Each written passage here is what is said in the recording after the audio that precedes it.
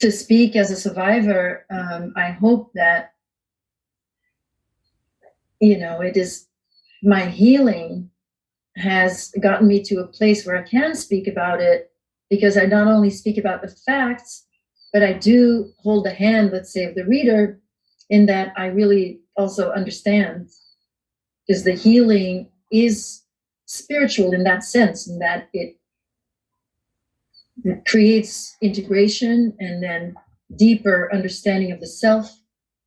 And then with deeper understanding of the self, there is an increase in empathy and love. And so we grow closer towards truth as we get to know ourselves better in that way. Let's talk about that, Anneke, this being a spiritual program. And one of the things I always found appealing about your story is that it's the epitome of a healing story. I mean, the traumas that you speak about are, well, unspeakable. And I'm sure most people who undergo trauma of that magnitude carry that with them their whole lives, and they don't always have the good karmic fortune to find their way into profound spiritual teachings and have the kind of healing you did, and the opportunity to help other people who have been through it. So I'm sure you count yourself fortunate and grateful that you are in that position. How did it happen? How did you come out of that, find your way to a spiritual path, to the teaching of yoga to incarcerated people, to having the strength and wisdom to help other victims of trafficking? To what do you attribute that other than grace?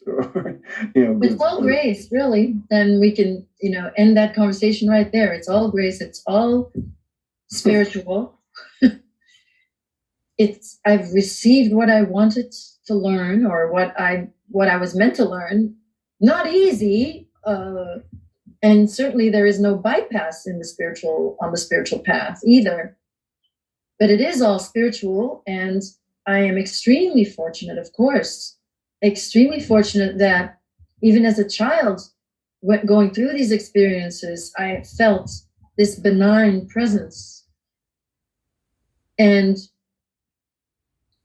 received comfort. I spontaneously meditated as a child, and I saw light, and that light was greatly comforting. And I also received messages from that light. So while you were going through these experiences? Yeah, sometimes through the worst of it, I received great spiritual help. And then other situations, I did not feel any spiritual help.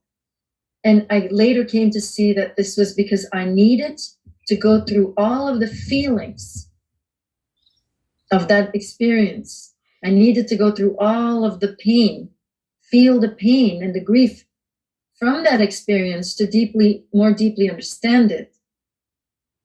But the grace was there as a child. And then, of course, I'm pretty certain that the near-death experience, which, I don't know why we call it near-death, it's like a full life experience. That experience really profoundly altered my life and made me prone to spirituality.